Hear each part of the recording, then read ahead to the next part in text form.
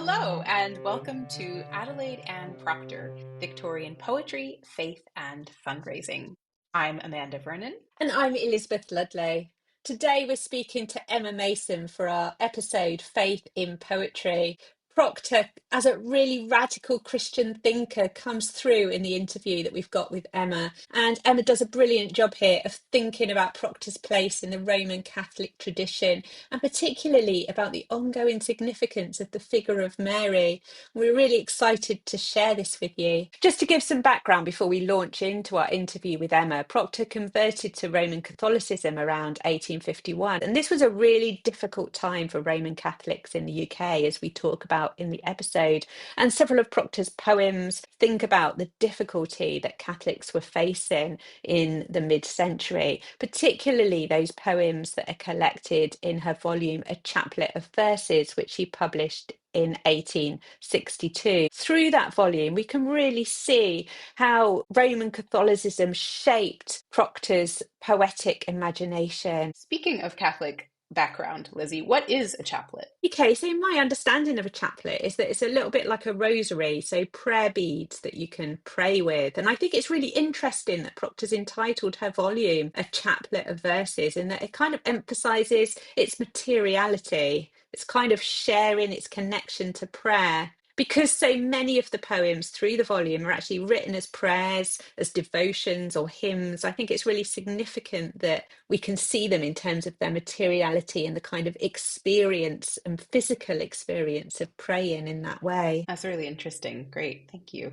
I think it's also helpful to understand a little bit about Procter's religious context. When thinking about the poem, The Shrines of Mary, we'll be discussing a section of that with Emma in this episode, and also the poem Incompleteness. And if you, dear listener, would like to read along or read the entire poem, we are linking those in the show notes. But now, without further ado, our chat with Emma.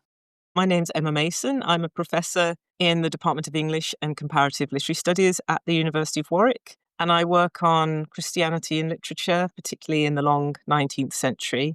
And I'm also a Roman Catholic convert, like Procter.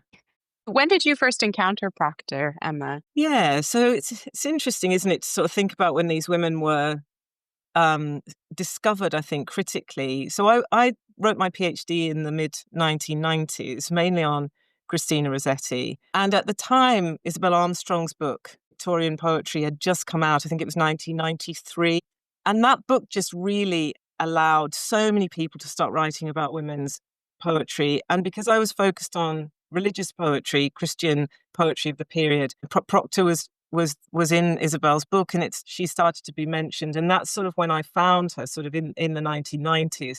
And actually, I ended up writing about Procter partly because of Isabel, who just was this huge inspiration to everybody working in the field. And she was the one that actually encouraged me to write the Women Poets book and suggested putting Procter together with Felicia Hemans and Dora Greenwell to look at these poets that hadn't quite sort of been put into the canon yet. And of course, Hemans is sort of in the canon now, but I'm not sure about Procter and Greenwell. Yeah, I think Procter is coming into the canon now a bit more, but I think Okay.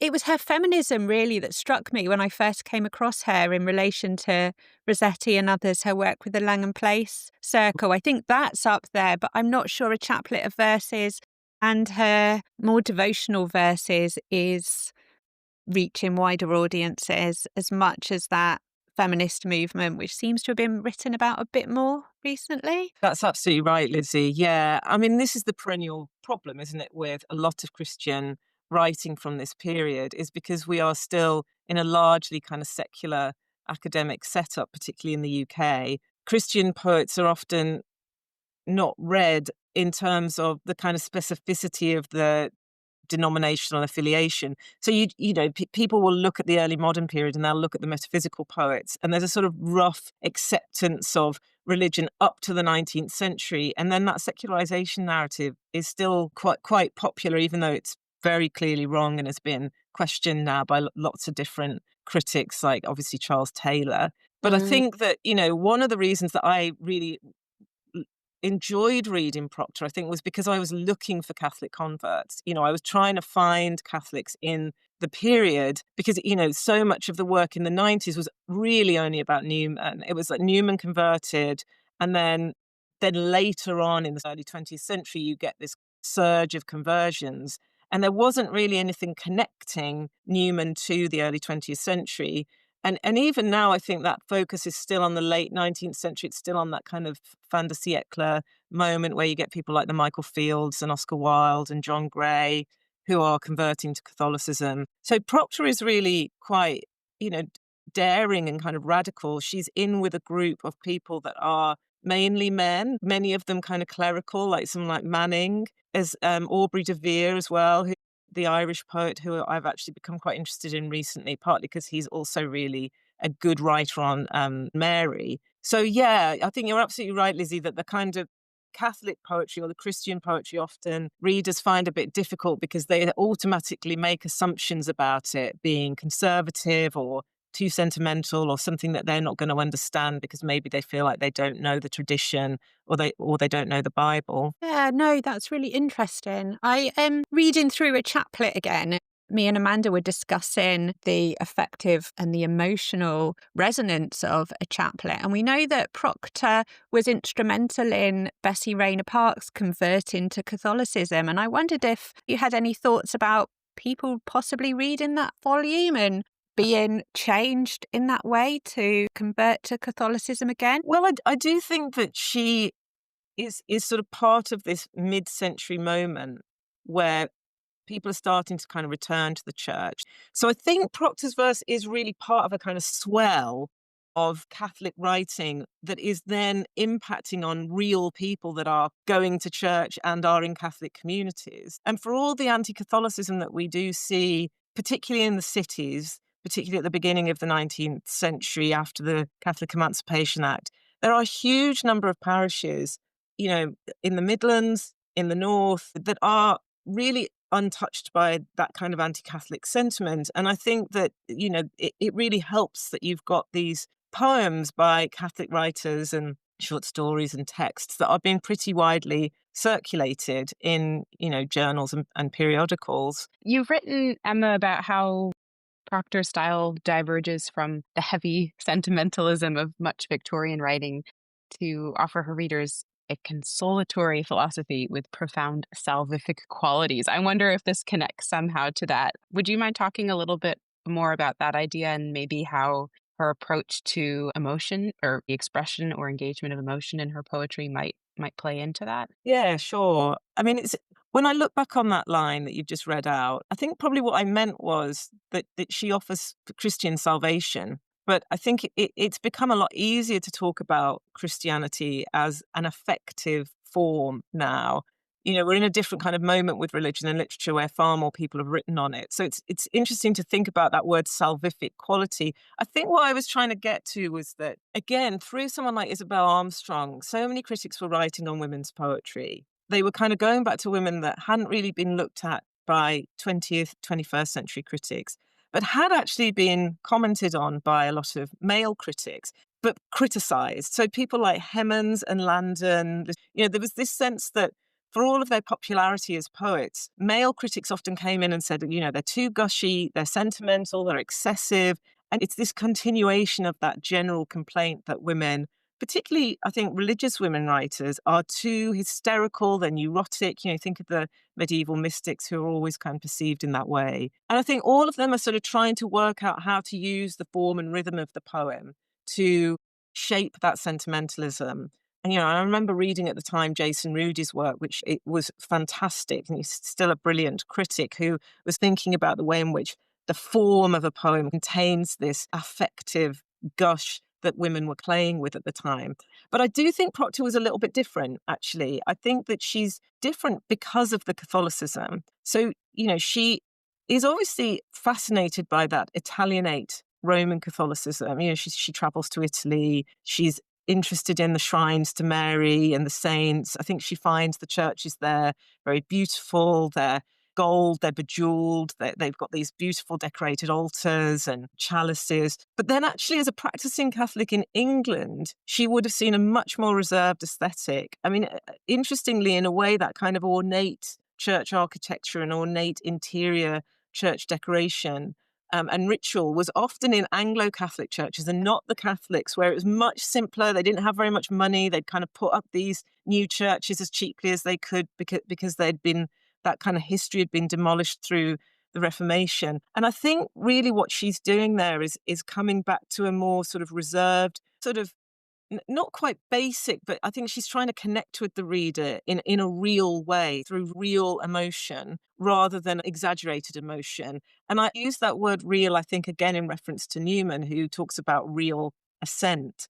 And that sense of God being real, not a symbol, not a metaphor, not something that, we're kind of invoking in these transcendental ways that are completely outside of the church. For Procter, it was about being within the Roman Catholic Church and feeling the kind of historic tradition of Catholicism in England coming through this very simple form of worship, which of course then links to her charitable work for the poor as well. It's difficult to kind of be ministering to the homeless and the poor. All you're surrounded by is golden cups and altars, and I think that she's much more interested in that simple piety.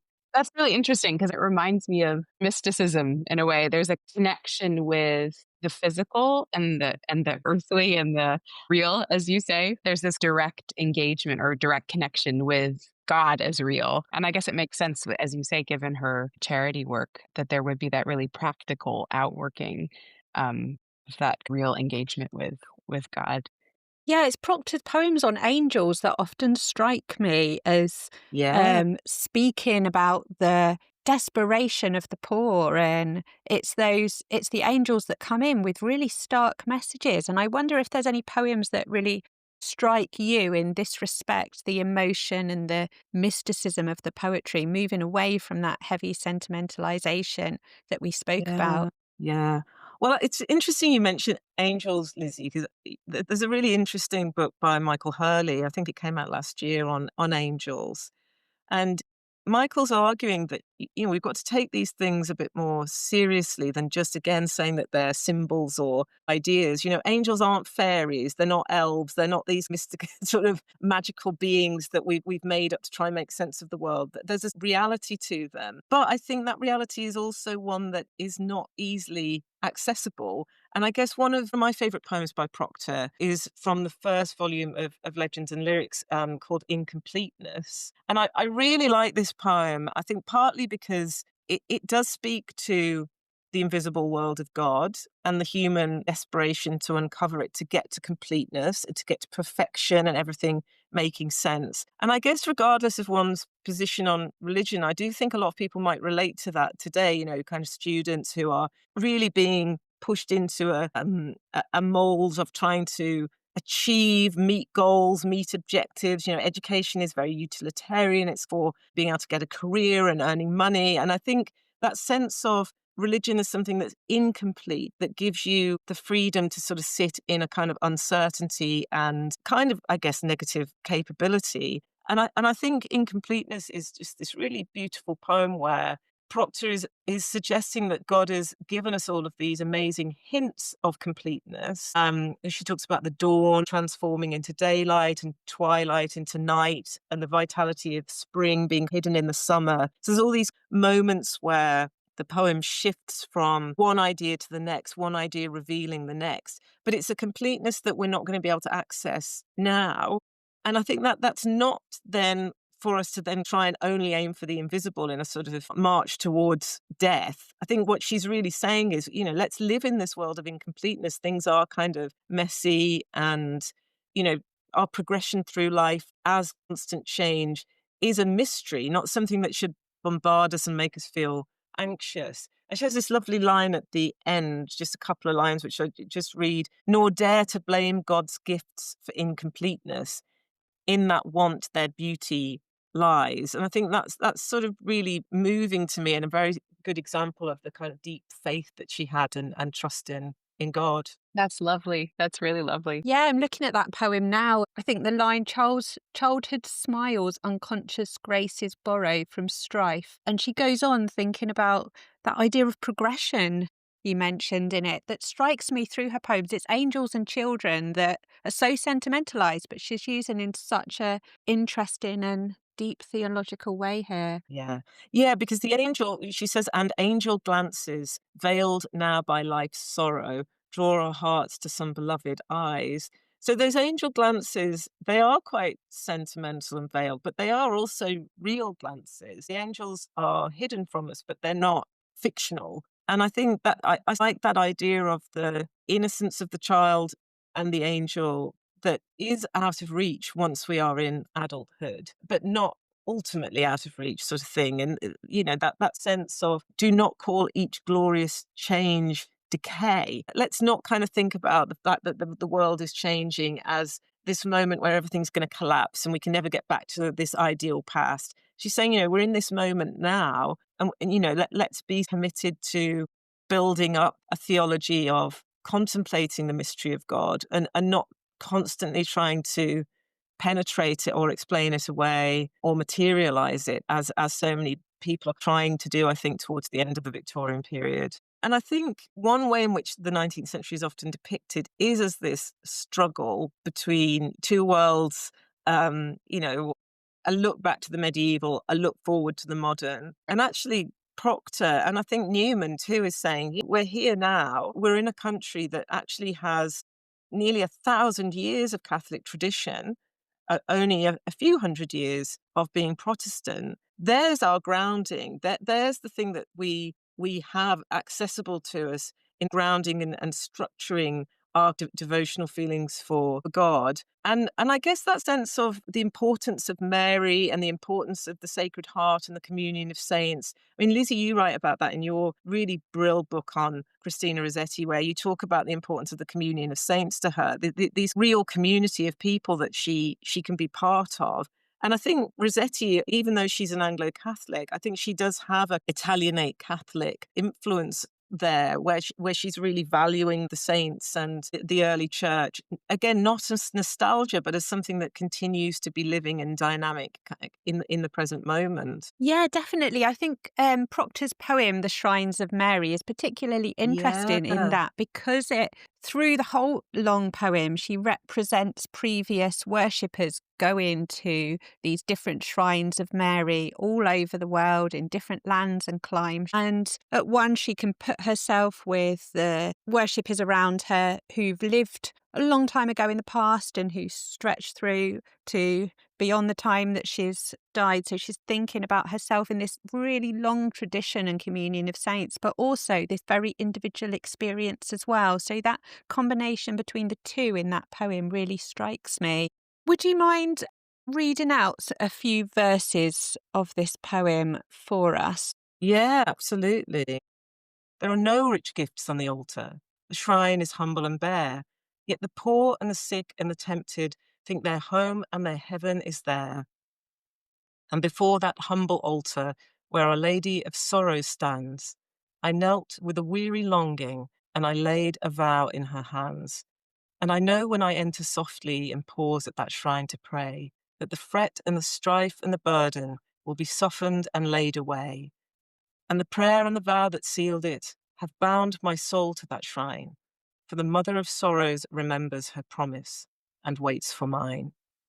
It is one long chaplet of memories, tender and true and sweet, that gleams in the past and the distance, like lamps that burn at her feet. Like stars that will shine forever, for time cannot touch or stir the graces that Mary has given, or the trust that we give to her. Lovely. Thank you. Thank you. That line about the chaplet of memories, I think that's such an evocative image. She seems to really like that image of the chaplet, the chaplet of verses and the chaplet of memories. And I think that does a really nice job of capturing what you were just talking about, Emma, with this looking back, not in a sentimentalized way, but still engaging with that communion of saints or with her memories of the past with Mary and of her own spiritual experience.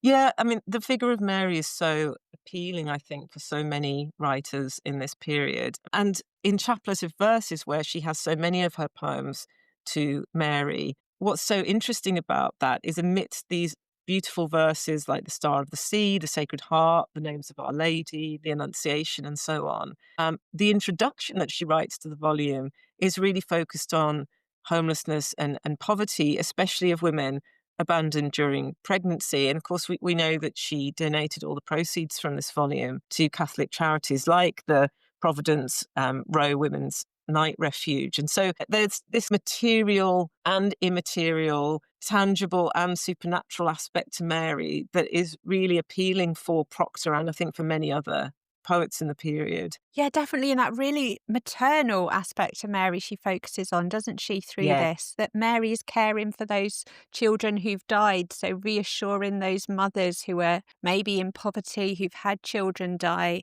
out of their desperate circumstances. And they can look to Mary as that reassuring alternative mother figure who's looking after their children and knowing that their children who've died are pleading for them. And that just that emotion in those prayers, in those poems to Mary, and the difference between seeing her as a queen of heaven, and then this very immediate mother figure. Yeah, and of course that's one of the reasons that, Anglo-Catholics and Anglicans start to say that they've got a bit of a problem with the Catholic revival because they don't like the centrality of Mary. So they say that, she displaces this focus on God. But of course, what she does is bring women very centrally into the picture. So even though there have been so many arguments for the feminist implications of movements like the Quakers and the evangelicals and the Methodists, actually the Catholics have this female figure completely central, as you say, Lizzie, both mother and queen, completely of two worlds. She's both of the invisible world and the visible world. And the solace that this gives to actual real people who are praying, for their lost children, either through poverty, through, terrible conditions that children live in, or the war. And I think, again, that's where you can see some real relevance for a lot of readers now, where you can see in Catholic countries where war is prevalent, that the figure of Mary still offers this incredible sense of solace, but not in a kind of fantastical fantasy way. Again, there's just something very, very real to it that is embedded in these shrines, these very beautiful shrines that again give a material form to her. I'm curious, Emma, whether what you were just saying about the feminist element of that with the figure of Mary, you were talking earlier about how Isabel Armstrong and some other critics had picked up on Procter. Is that something that, despite a little bit less of an engagement with the religious distinctions in the female writers from the 19th century, is that something that they picked up on, or was that less considered in some of those early works? I mean, I would say it's a bit less considered. It's noted. I do think that some critics, I don't think Isabel Armstrong, but some critics have a sort of fear or worry about calling Mary a feminist figure because she's so often idealized through motherhood. So there's a worry that then we're kind of reducing womanhood to motherhood. Mm-hmm. And to this kind of submissive sense of service and duty and this idea of the handmaid. And I think that Mm-hmm. was quite prevalent in a lot of books written about women's writing, particularly in the 1980s and the 90s, where Christianity is just seen as patriarchal and Catholicism is seen as even worse, just conservative, very kind of anti-feminist, if not misogynist. I think if you look at the people that are actually writing about Mary in this period, however, that's not how they see Mary at all. Procter did not marry herself. She didn't have any children. She wasn't somebody that was, I think, especially attracted to the conventual life of the nun. But then she died very early, so we won't really know where she might have gone. But I think that certainly even in the 2000s, critics were noting that the convent was this extraordinary place for women because they were free from marriage, free from childbirth, and basically got to go and live in a space with lots of other women, with a library where they could read and write. But really, the convent comes from the figure of Mary. I mean, that sense of Mary as the strength of the church, the queen of the apostles. She is at once the mother of Christ and quite priest-like. Frederick Faber, who I know Procter was hugely influenced by and really admired him and loved his Catholic poetry, he said of Mary, how like a priest she seems. Now, this is not really about a debate around women priests, I don't think, which is itself an important discussion, but not one that Procter would have been engaged with. In some ways, what she's looking to is a religion that goes beyond kind of the secular politics of gender and class into a very Catholic vision of all people as equal, which is, of course, what then allows her to be completely focused on the poor, men and women. And I think that sense of Catholicism as a radical religion of the people, but yet not one that turns its back on its own devotional politics is really important. You know, it's the religion from which liberation theology comes. Just looking at the chaplet of verses, the Shrines of Mary, which you've read from, is followed directly by the homeless poor. And we don't get a section in that volume where she's talking about the plight of the homeless and then a section of her devotional poems, but they're woven together throughout, really echoing that form of a chaplet, bringing those aspects together. Yeah, The Homeless Poor is another fantastic poem, isn't it, Lizzie? It's just so extraordinary listening to the angels, and the strangeness of their words and the shock of their words. Not quite the sentimental Victorian angel that we often see depicted in some of that more floral cherub-like art, but strange figures that have come to remind humans of the incredibleness of being at home, of having a home, of being within creation, um, and the horror of what it feels like to be homeless and to be without nest or bed to kind of lay one's head, sort of thing. And I think that even though she's often compared to Dickens because of her relationship with him and her early work in his household words, she's not really as sentimental as Dickens at all. I don't think she does portray children in quite the same way as someone like Dickens. And, in the poem that you just mentioned, Lizzie, you see this moment where Procter's talking about the children singing a Christmas carol, but that's within this poem really about the dying away of a mother because she can't feed her children, and she can't sort of survive in the world. And I noticed the other day that in the news there was a headline about the Dickensian poverty of Britain at the moment, and children living in Dickensian poverty right now. And I wonder what that word means to a contemporary listener who may only have seen a kind of TV production of a Dickens novel and might not necessarily hear the kind of sense of the Dickensian being almost not just grim reality, but a refusal to engage with it, that Dickens is so great at highlighting, and that Procter really brings into focus by thinking about the rule of faith and the rule of religion to go and help people. There's no ambiguity in it for her. It's not a choice. It's the kind of rule of the faith. We talked a bit in this episode about Procter's role in converting her friend Bessie Rayner Parkes to Catholicism. And next week, we hear a bit more about this friendship as we discuss and reflect on the feminist enterprises that both women were involved in, with Parkes expert Alex Round. But I think one of the main things that really did tie their friendship together was their shared belief that their poetry could be used for good or used so powerfully. After hearing from Alex, we have a conversation with James Musson about the involvement of both Procter and Parkes in the English Women's Journal. So the English Women's Journal kind of represents both personal relations and their complicated personal relations between these women, broader social configurations, and then it's also trying to write to an audience beyond that. So do tune in next week. Thanks for listening today.